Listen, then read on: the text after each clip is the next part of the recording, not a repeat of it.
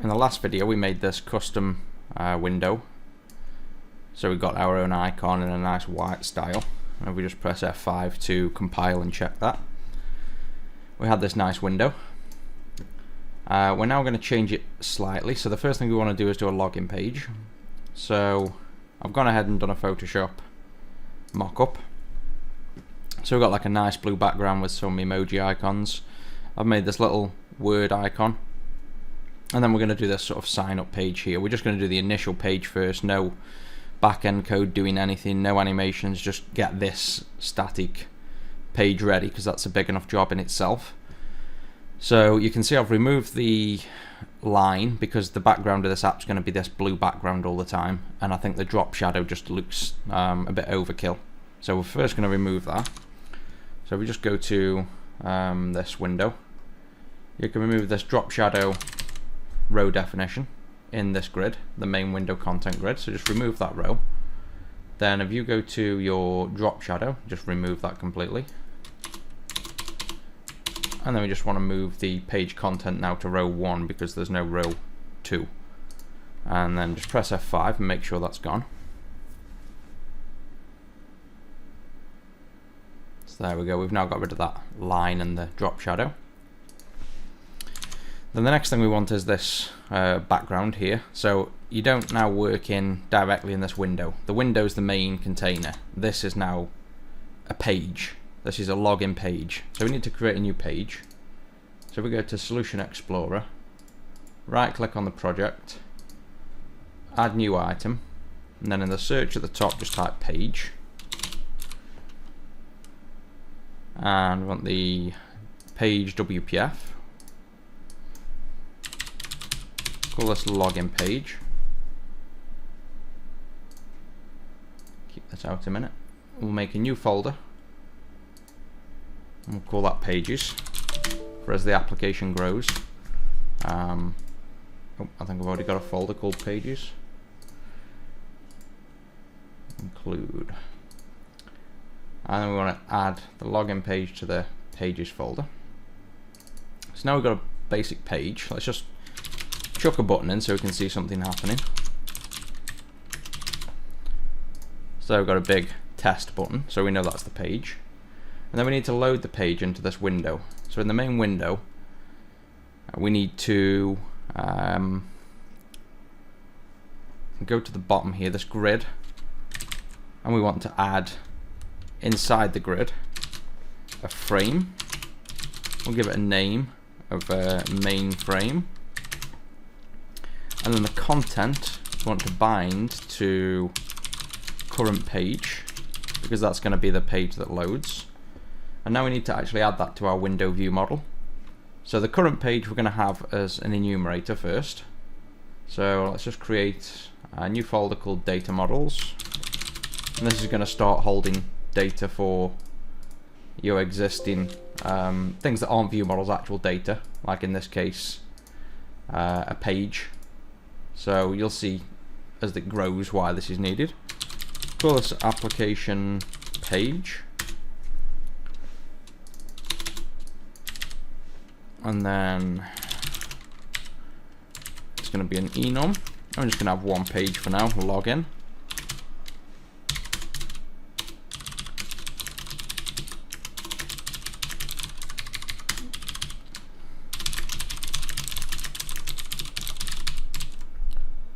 Actually, it's a page of the application.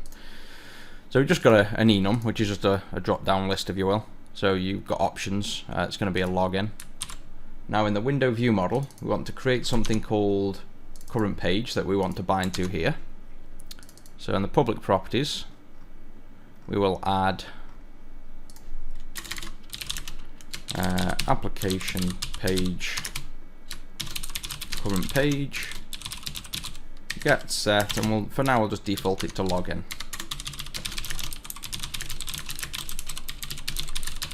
So we'll now be bound to this application page, but the content needs to be a specific type, like a page or a URI or a web address. So we need to do a value converter, and we've done value converters in previous videos.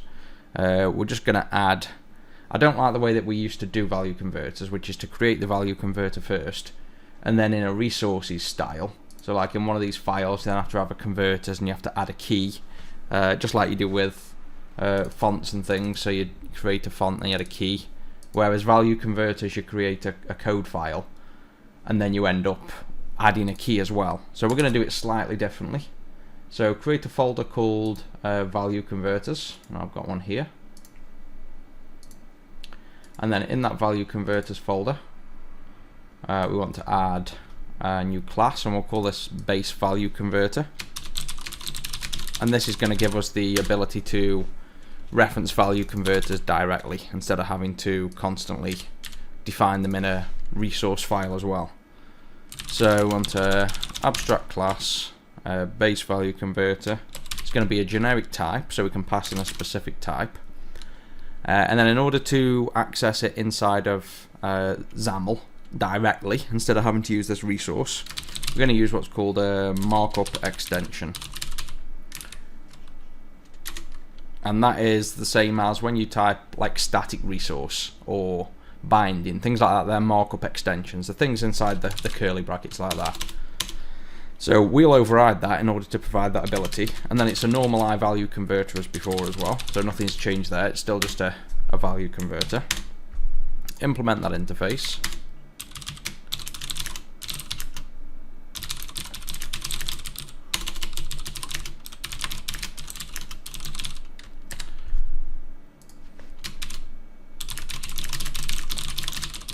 Just give it some comments. And then the T, as in the generic type that's passed in, it needs to be a class, and it needs to be newable as well. You need to be able to create it.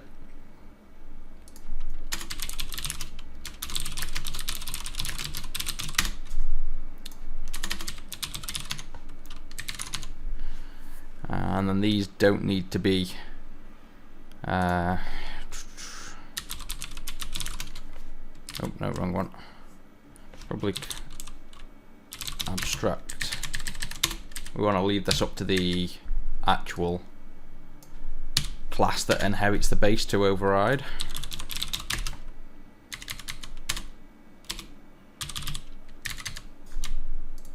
Comment these.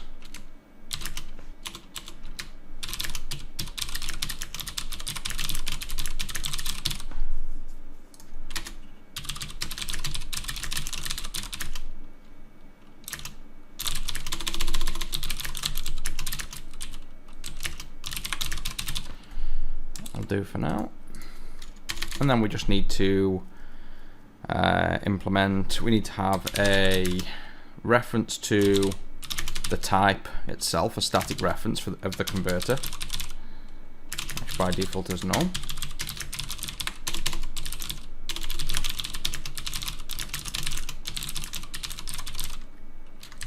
So whenever we then use the value converter in XAML, we'll effectively be calling, getting the static implementation of whatever converter we call. And then we just need to override the markup extensions provide value, which is what happens when it tries to actually get the value in XAML. And for that we just want to return the converter if it already exists. If it doesn't, then we want to return it, but we want to make it a new version. Get this right in a minute. It wants to be a new converter of the type that's passed in. So this is just like creating a new instance of whatever type we pass in and setting it to the static value, and then either way we return that. So this little one-liner is sort of saying basically if mConverter equals null, then it's a new T and return mConverter. So this is effectively the same as this. This is just a shorthand way of doing this statement. So that's all that does. That's all the this base view model needs to do in order to now be able to just create view models in code and not have to add them in a resource file. So let's just finish cleaning up this class.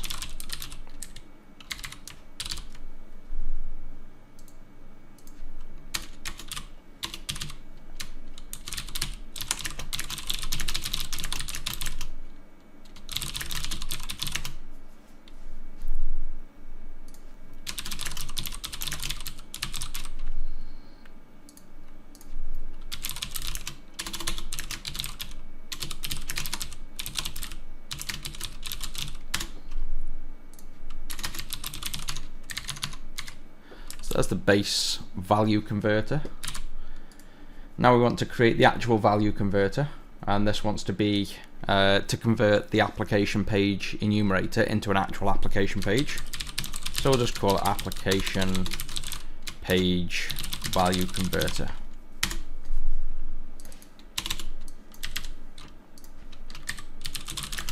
And then this time it's going to override base value converter, and you pass in its own type so that the base knows how to create a new instance of this.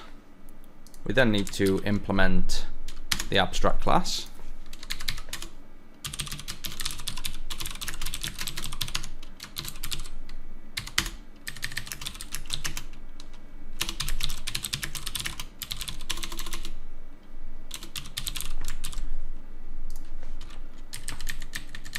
And to do that, we'll just simply switch the original value, which is of a type application page. By default, if it's an unknown page, we'll stop the debugger, so that if you're debugging your code, you'll hit this breakpoint. It'll actually break for you, because we know something's obviously wrong. If we're not, then it'll just return no page. And if we have the login page, we'll now just return a new login page. And then this is the logic now whenever you switch pages, so whenever the view model changes the current page. And you could handle things like restoring pages from memory and keeping a list of pages. You can do whatever you want here, but for now this is a nice quick and simple just login page. It creates a new login page every time it changes to a login page, and that's it.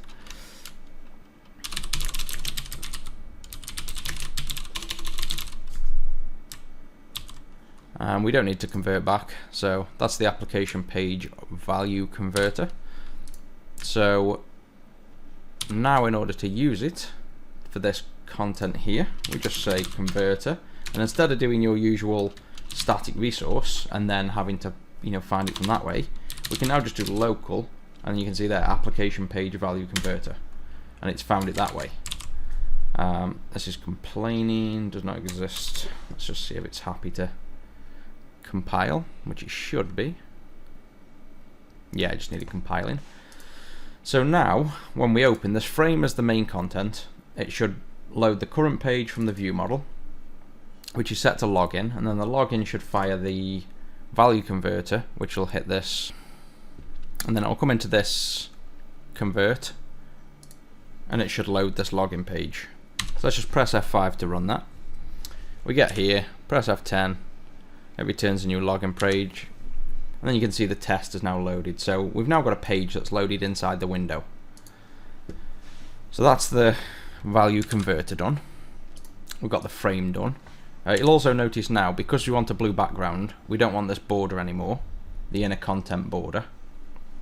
So let's just remove that from the view model.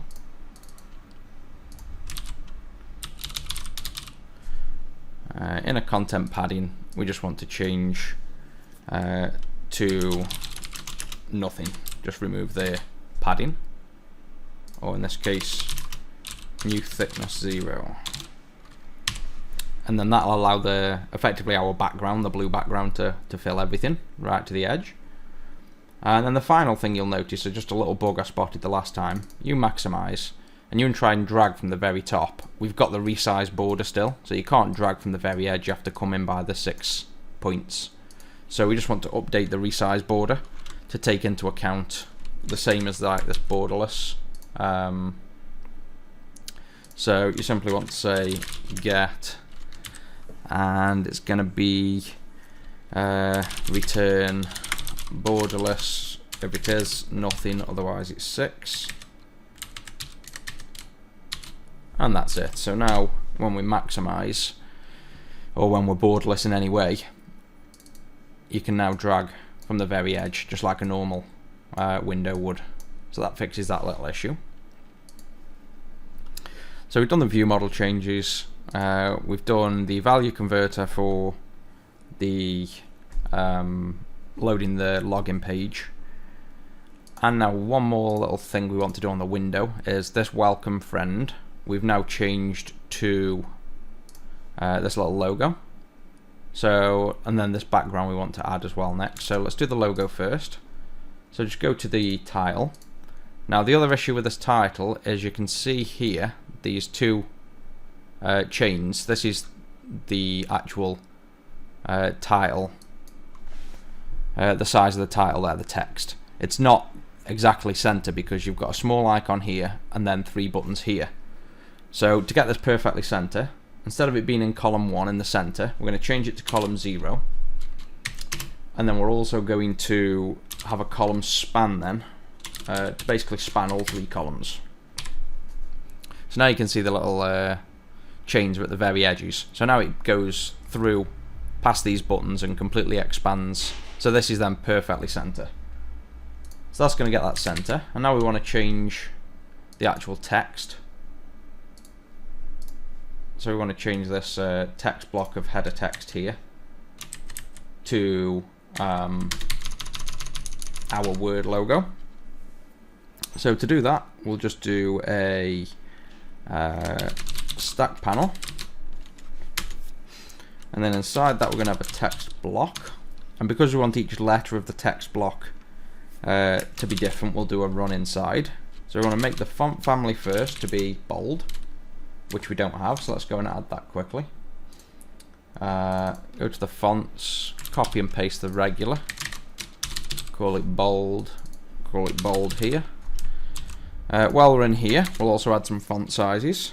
So we want a double, and we want key, and we'll call it font size regular, and we'll start using standardized values then.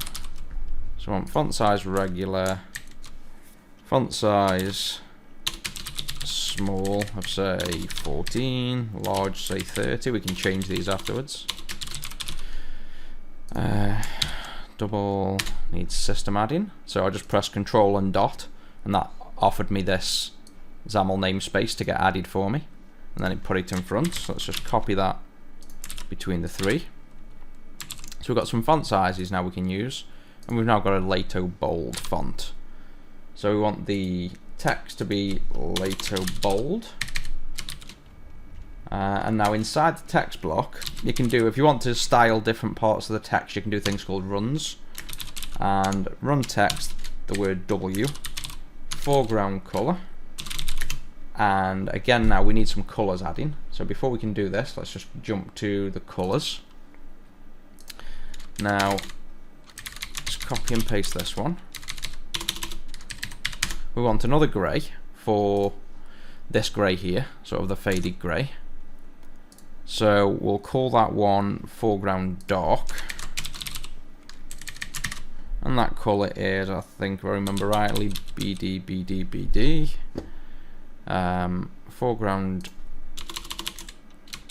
dark brush, foreground dark. So there we've got a dark colour, and now we want the 4 colours of this logo: the orange, blue, green and red.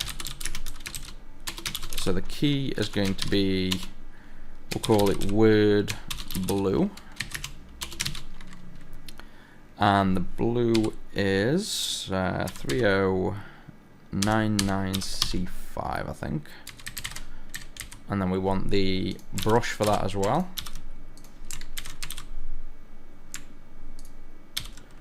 So that's the blue colour. Orange, green and red we want. Ooh.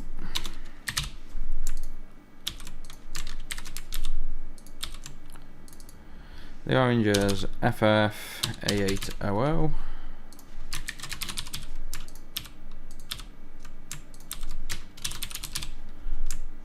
The red is what was the red? FF4747, just slightly off pure red. And then you want the green,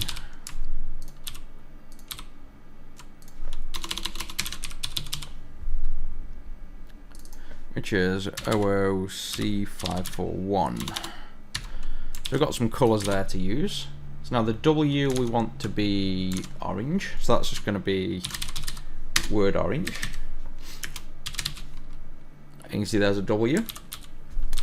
Want the O, R and D. I'm doing them all capital.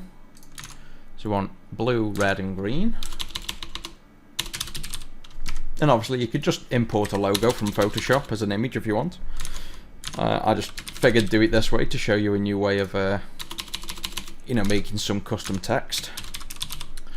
And then you'll see the spaces between. That's because we've actually got spaces here. So this white space here ends up being here. So once you're happy with that, simply delete the white space. Basically put these runs all in one big line. So it doesn't look nice on the editor. You get this big long string, but that's good enough. We now know it's there.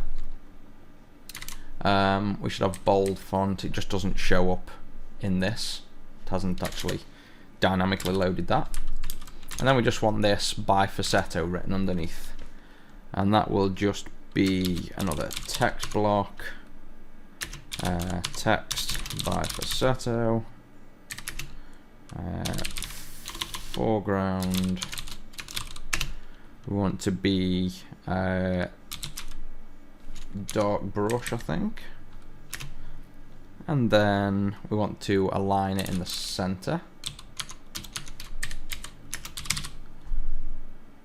And there's that. We also now need to set this text size, this font size for this, so that the word logo is a specific size instead of just going 50-50 and fitting into the view. So font size we'll say, oh, not 20, let's use the new font size. Font size regular. That looks a little bit small. We'll see what that looks like. And then we'll do just a little margin. We want to bring this Facetto closer, so if I zoom in on that a minute.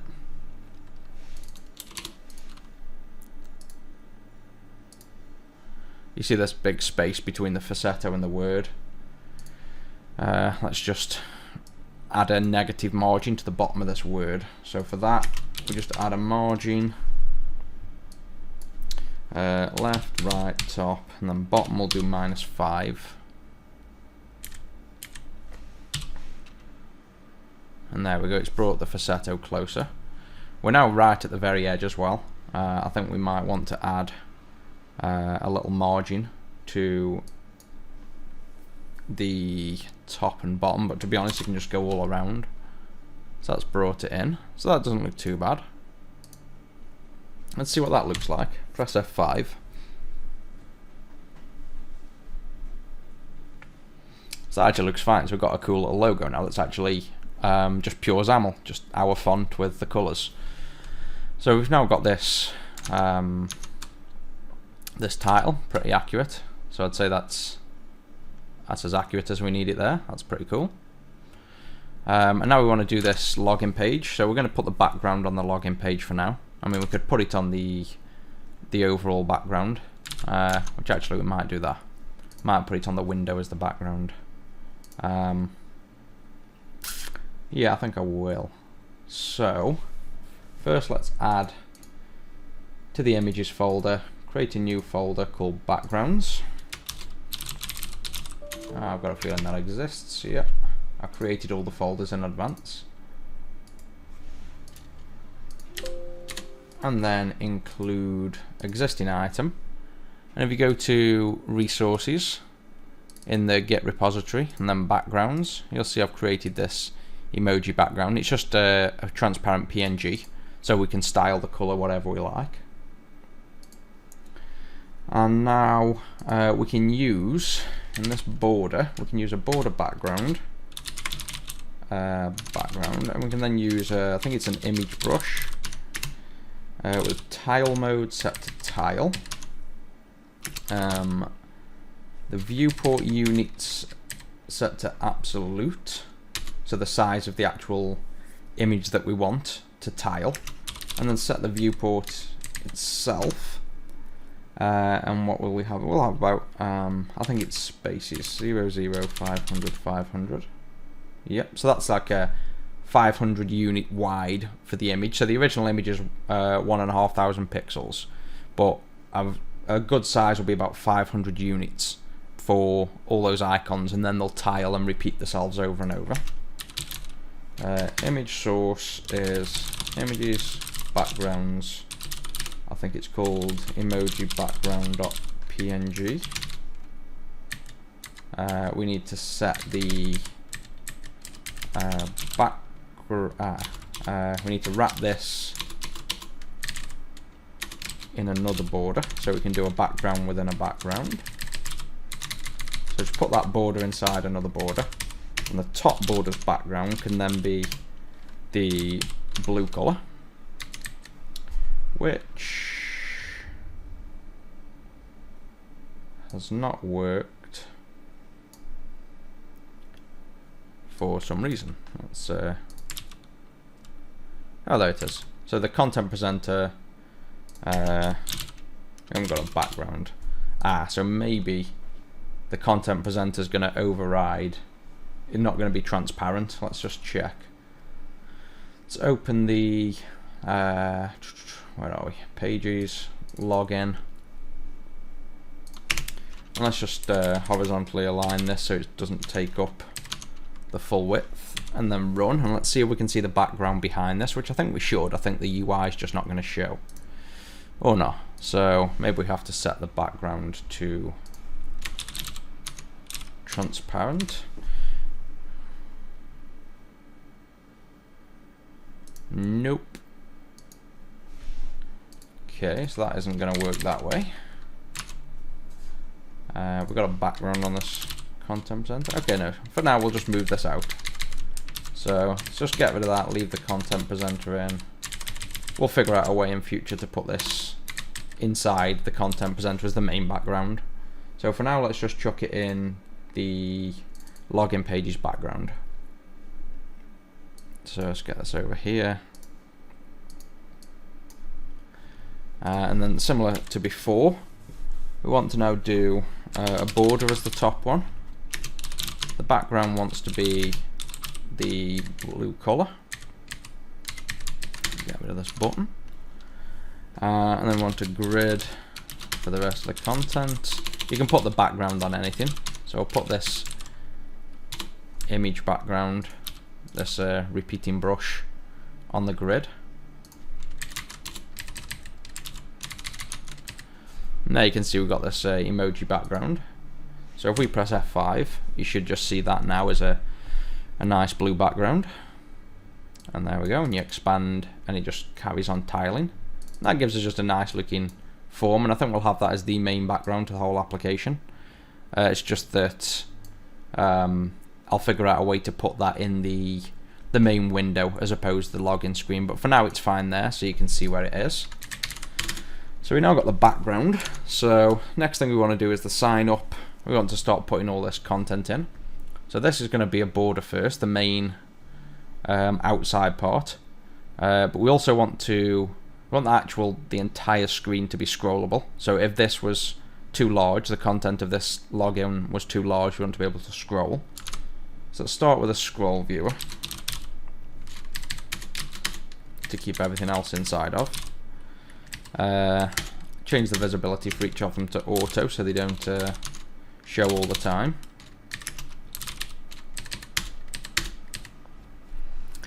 And now inside the scroll viewer, we want the stack panel to start stacking things down.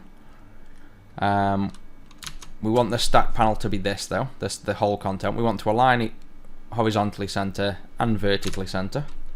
So in the stack panel's properties, we'll have vertical alignment center, horizontal alignment center. We want all the text, so every piece of text we put in we want to naturally center. So we can just do that with, let's presume it's all text blocks, which is for the most part all of them. Text alignment will be center, so this property will pass down to any text box inside of the stack panel. I think that's it for now. And then inside that, we now want to do this white box, which will be a border with a corner radius, similar to what we did with this window. So we'll have a border with a background static, and it's the foreground light brush. Corner radius we'll do about 10. Then we want padding inside to give this padding so these don't come right to the edges. So we'll do some padding.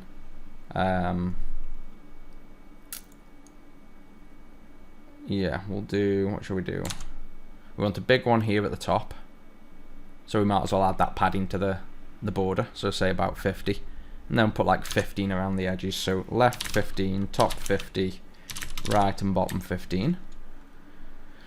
Then we want to set the width of this. I don't know what it's going to be right now, let's just set it to say 400 at the minute. And then we want a margin, so it's away from the blue. If it does get to the point where you drag this up to you know, a small window, we want to keep at least about a 50-point border around all of this, so you see the background all the time. So you want it all around except the bottom, because we want this text at the bottom. So this will then pad out afterwards. We don't need a big, you know, margin below the white box because the text go in there. I think that'll do for the border. And there we can see the border now. Let's change this to something more realistic. Zoom out a little bit. And there you can see the white box. There's nothing in it right now. So we want this sign up text next. So we'll just do a text block, text sign up. Font size, want to be large, using our new font size that we created. Font family we'll have as regular, so slightly thick.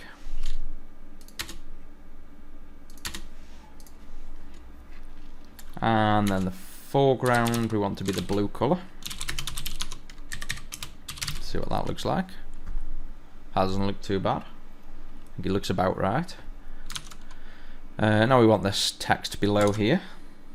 We could always move these into styles like header styles and stuff, but for quickness for this we won't bother with that for now. So another text block. This time the text, it's about to get fun. I don't know why it's done a D instead of text.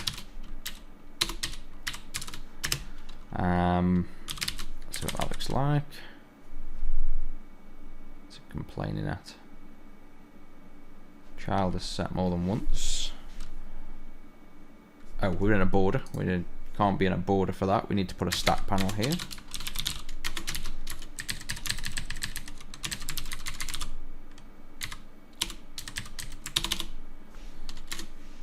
Zoom in on this a little bit. So that needs to be a lot larger and the right colour. So that'll be font size regular. There we go. We just need to fix the colour. And for that we'll use the new foreground brush we made. And there we go. That's the it's about to get fun text, which again looks pretty accurate. We should probably comment this.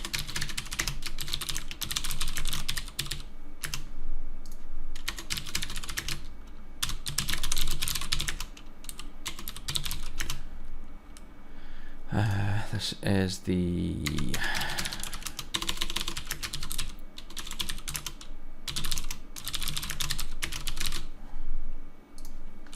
white box, and then this is the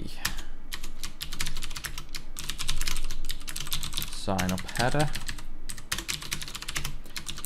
sign up subtext.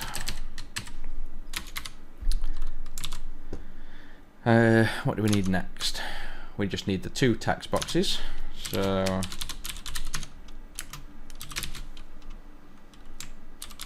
do two text boxes for now, and then we'll do a style for this. So that'll be the username and password. The password will change to a password box, but we're going to leave the password box until the next video, which I'm going to do about attached properties, because it gets quite long-winded to do placeholder text. So we're going to save the password box till another video, but we'll style it as, you know, the same for now. And then we need the button for then this next button. Just press F5. Let's take a look at this. I know it's not styled fully yet, but let's check all the elements are in there. So we've got the sign up page, we've got the scroll bar when it gets too small, which I think we can reduce that width, it's a bit wide. And then when you go up, we can't get up because it's past the minimum size, but you see we keep this top and bottom. It's slightly smaller at the bottom at the minute and more space at the top, but when we add that text, that's going to shove up. Then we just need to style these text boxes now, and the button. So let's just shorten this width slightly. Change that to about 330. There we go.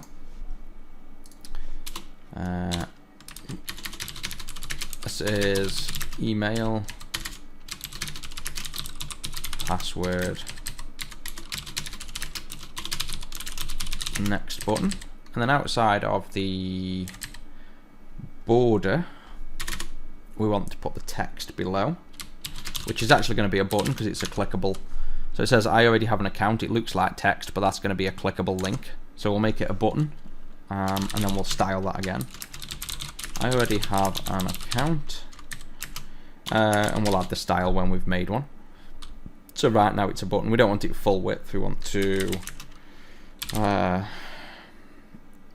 actually it doesn't matter, to be honest. We can, well, yeah, we don't want it full width. Let's do center.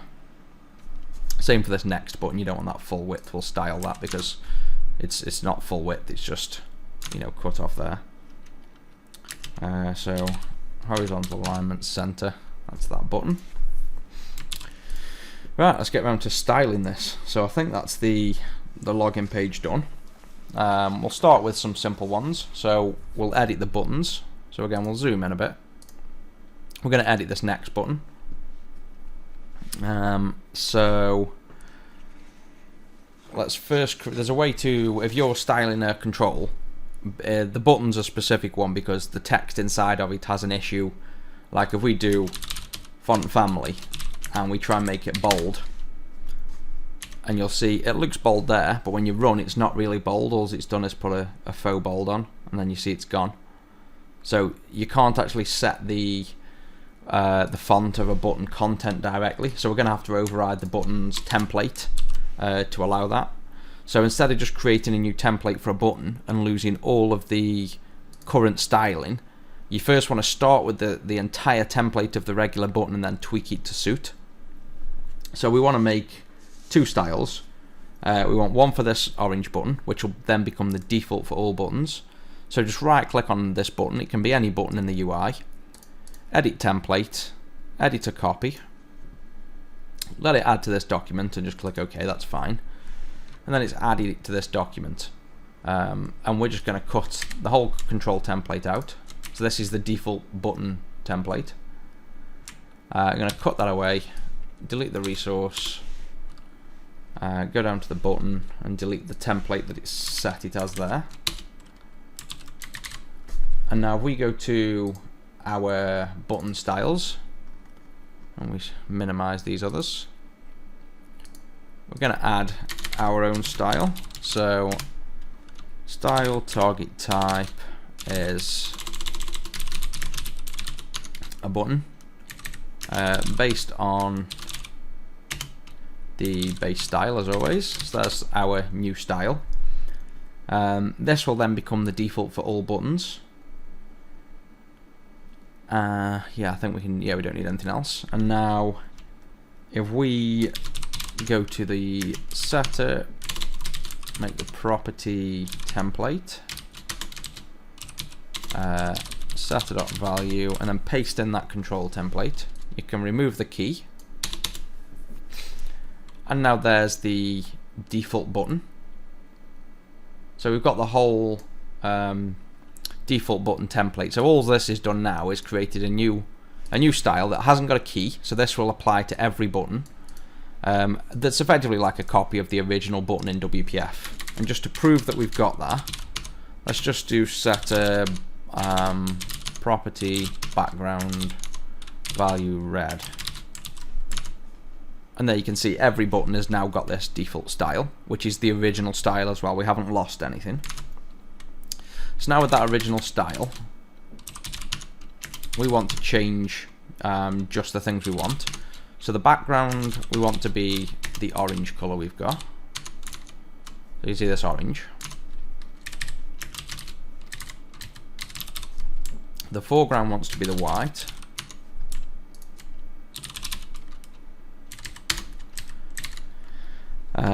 We want to get rid of the border. So the border that's around the buttons, just change the thickness to 0, that'll get rid of that. See how we're looking. Yeah, I think it just hasn't compiled. Let's try and build, because it usually updates pretty... There we go. So you can see we've got the white text, the orange background. We now need a radius around the button. We need this nice curved radius. To do that, we need to look into the actual control template. Here's the border around the button. So let's bring that down. And then let's just add to this corner radius of say 10. And there's a little corner radius. Set the back up to here. We want the font size. It's going to be, let's use the large one, I think it is.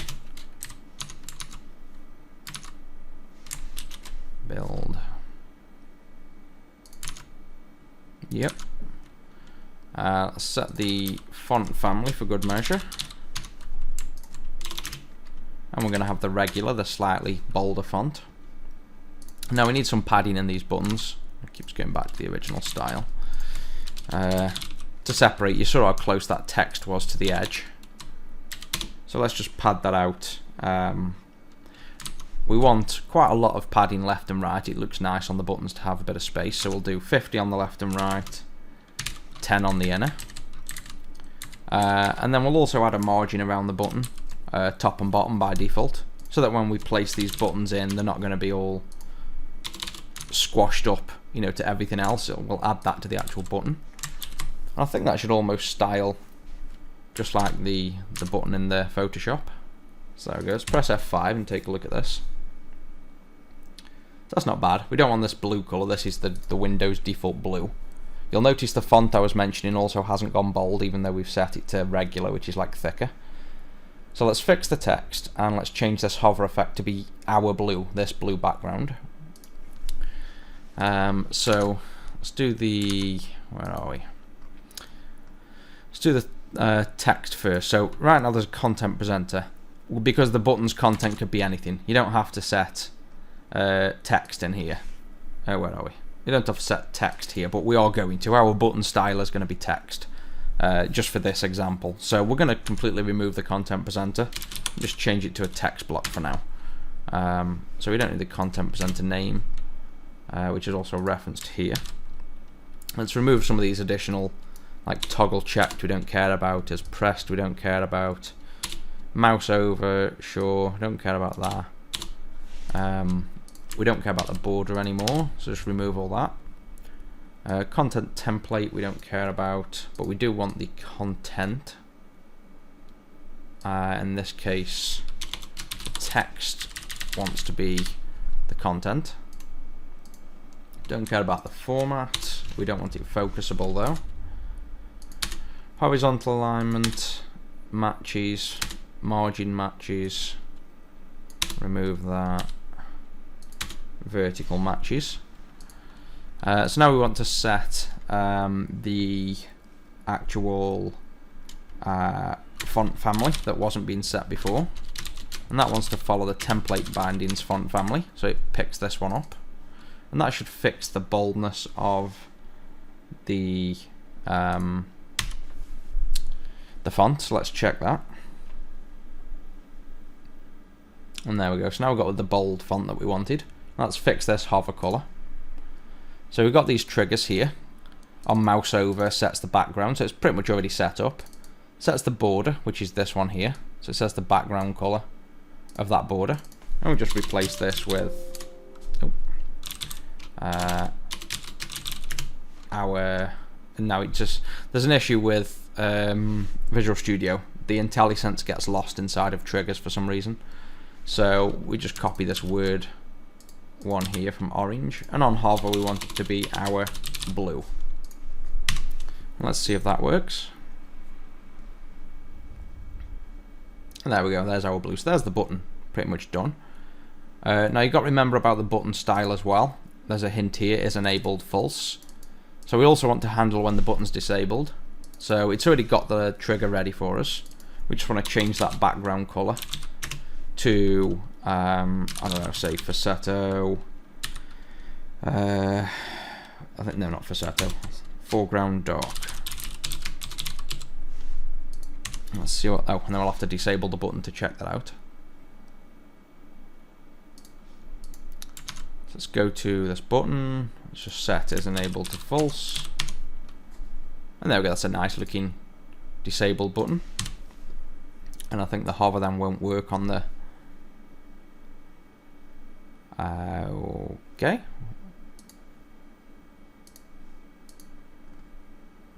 There's no colour called that. I think that's, oops. I think Visual Studio's got a bit confused. It just needs a clean and rebuild. Seems to think there's some style that wasn't there. Nope, where's it finding this from? There's nothing there.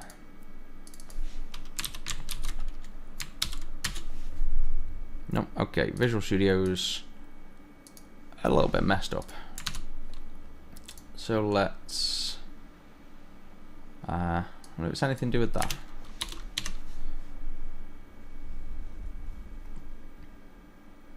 Okay, so there's actually an issue with enabled, but that's, I'm guessing, pulling in this, which is, nope, it's my issue. Foreground dark brush, you don't want just the colour, you need the actual brush.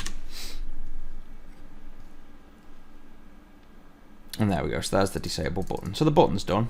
Let's do this button now, which is almost there. We basically just want to change the hover from being, you know, white text to being orange text, I'd say. Instead, and obviously not having this button border. So this one is the, I'll call it regular button. Like the, you know, the button that's now going to be used all the way through the app. We could style this, you know, overlay this style and replace these templates. But for how small this is, to be honest, I'm just gonna copy this template for once. It's not that big of a style, so I'm not too worried about it being, you know, a new style, if you will. We'll call this text button. Based on button, we'll give it a key of text button. So all we want to do for that is the background now wants to be transparent. The foreground wants to be the light brush, which it is. The font size we want to be regular, we don't want it to be the huge font. Border thickness we've already got. Font family is right. The padding, we'll leave the padding the same and the margin the same. And then we just want to change on hover. This wants to be the foreground and we want it to be the orange colour. And the disabled, the foreground, and it's not the border anymore, it's the foreground of the whole thing. So we change it to orange on hover. Style this button with that style. Text button. And let's run and see what that looks like. So there we go, we've got that. We've got like a little hover text.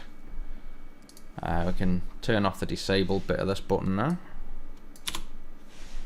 And there's that. So that's all the button done. That wasn't too bad. And now we can, you know, reuse that style.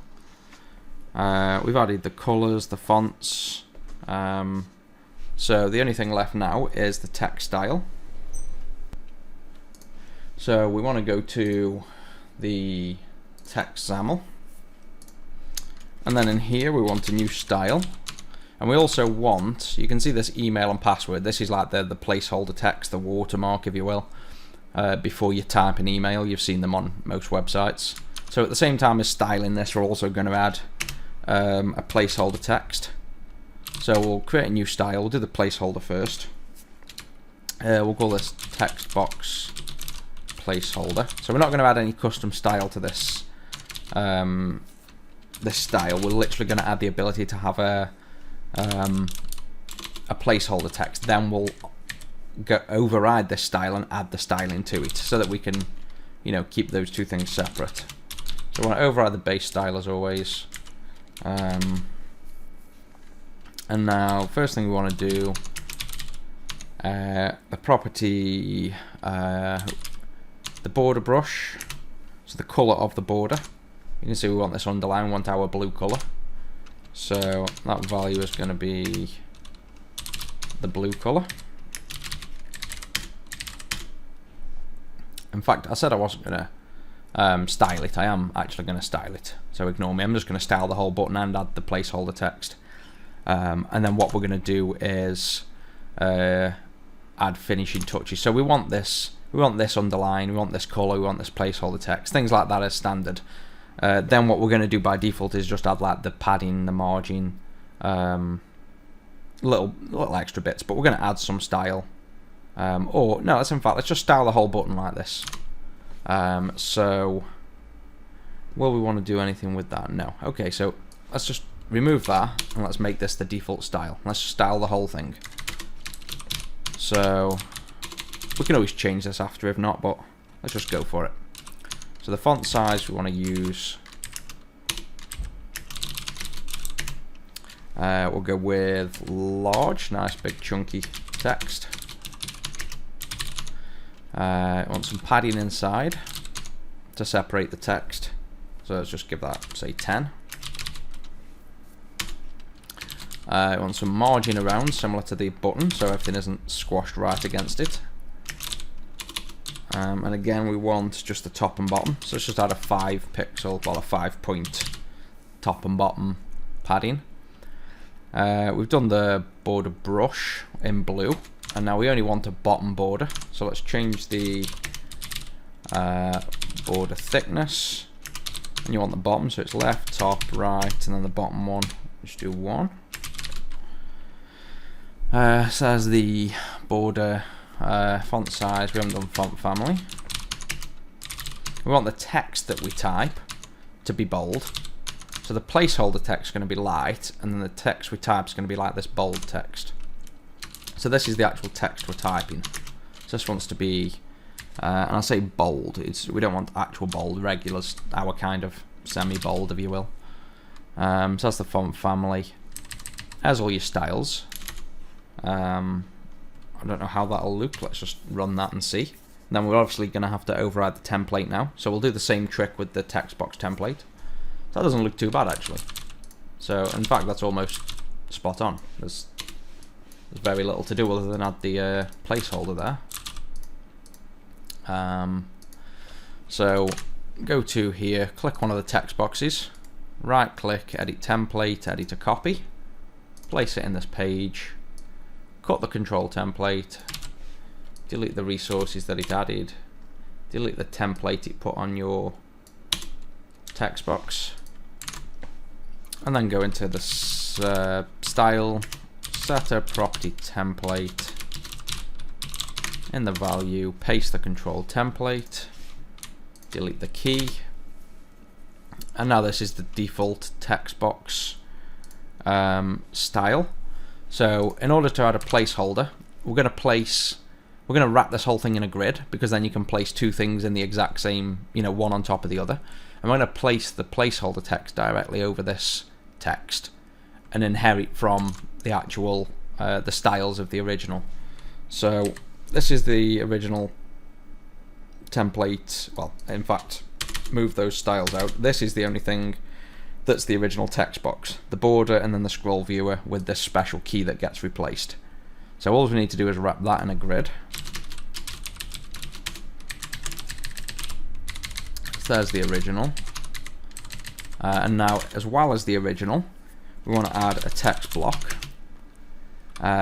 We don't want it to be clickable, because that'll obviously stop us clicking into the actual text box. We just want it to be a visual. So hit test visible is false. The text we want to, now we could do like attach properties and things, but for now I'm just going to use the tag, which is nice and simple. So on this text box we can use a tag, which is like a universal property used for anything. We're going to just use this value for the placeholder text that we want it to be.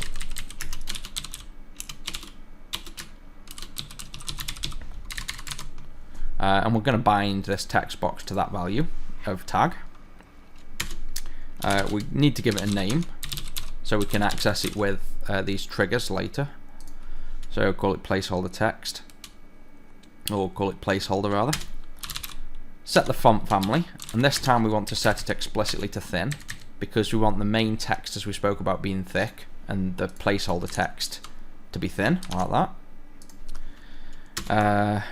We want the padding to match the actual padding of the text box. So if we set padding ourselves, it mimics so that the text stays in the same position and overlays. The vertical alignment we want to force center, because by default the text box does this, but it doesn't actually do it in the binding here. So basically force it center because we know that's what it always is, whereas the horizontal alignment we want to keep the same as the template, so that whether you align the text left, center or right, the placeholder text will follow that alignment as well. And then we just want to set the foreground color to the very dark brush, and then we now need to set the visibility. One thing we missed. Set the visibility to visible by default, which actually it already is, so we don't need to specify that. And then we just need a style.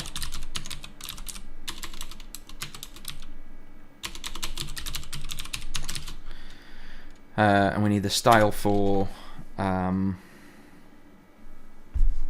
doing triggers. Yeah, we're going to have to do the style and the triggers. So we've got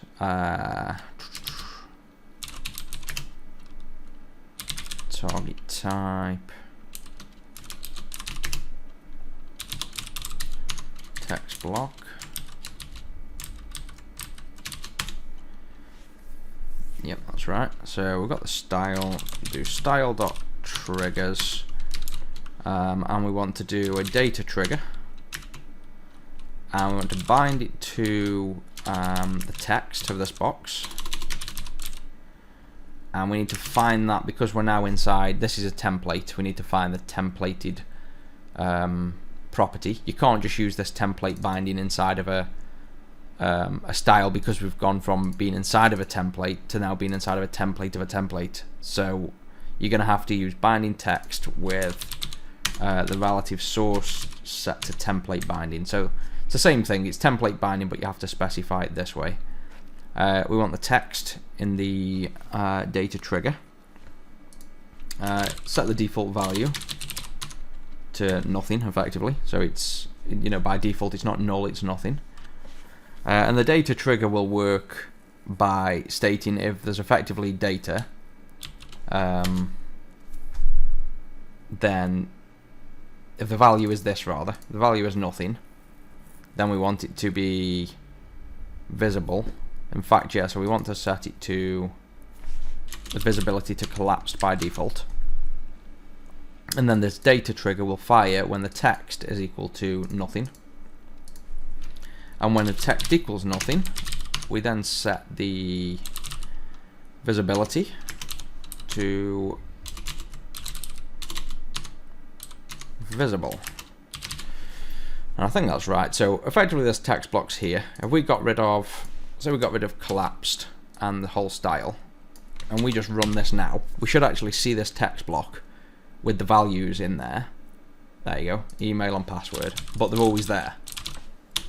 So we've now styled it and it's in the right position. So you know, it's like if we type email, it's basically directly over. We just want to hide this now when there's any text in there. So that's what this does. We hide it by default, and then we trigger when the text value is blank, so there's nothing in, then it becomes visible again. Otherwise it goes back to this, which is collapsed. So this should now allow us to see it by default. Oh, sorry, we can't set the... It can't be set before, yeah. So you can't have this visibility here. You can, but if you're setting it in a trigger here, you've got to set the value first. So it's a little quirk. So we need to set the visibility to collapsed in the style, and then we need to override the style.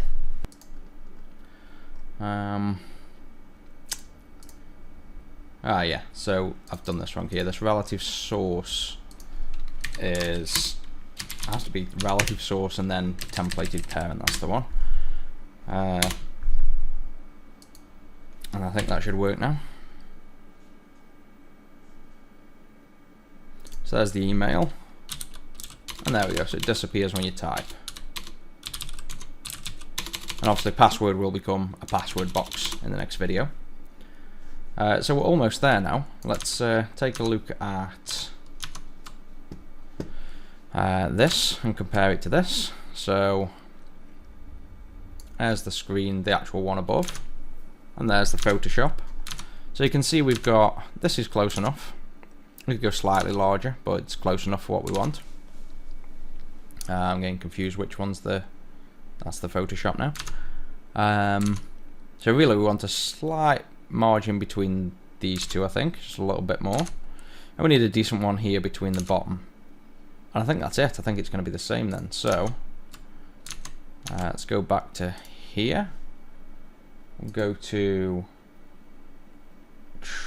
Pages, Login. I just want to make a little bit more of a margin between this text block, so let's just add a margin to the bottom.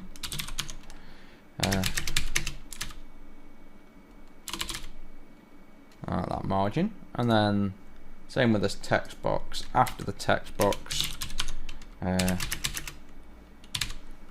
30 say, and let's run that. And you can go ahead and move these styles into actual styles if you like. So there's the Photoshop, and there's this one. I'd say that's pretty accurate.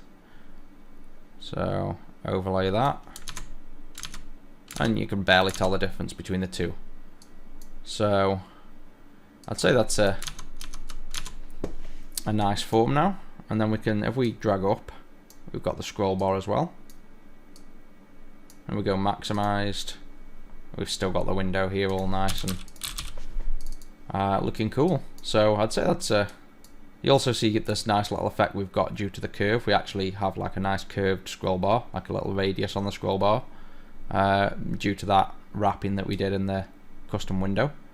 And this moves around, so I'm pleased with that. I think that looks nice. So I think that's where we'll wrap this video up. Then the next video we're going to do this password box, convert it to a true password box. We'll probably bind it to a view model then, and do the animation as well to animate the effect of, you know, appearing and fading and going to the next page, and probably do the sign up page as well. Sorry, the sign in page. So I hope this was a useful video, and the next one won't be too long.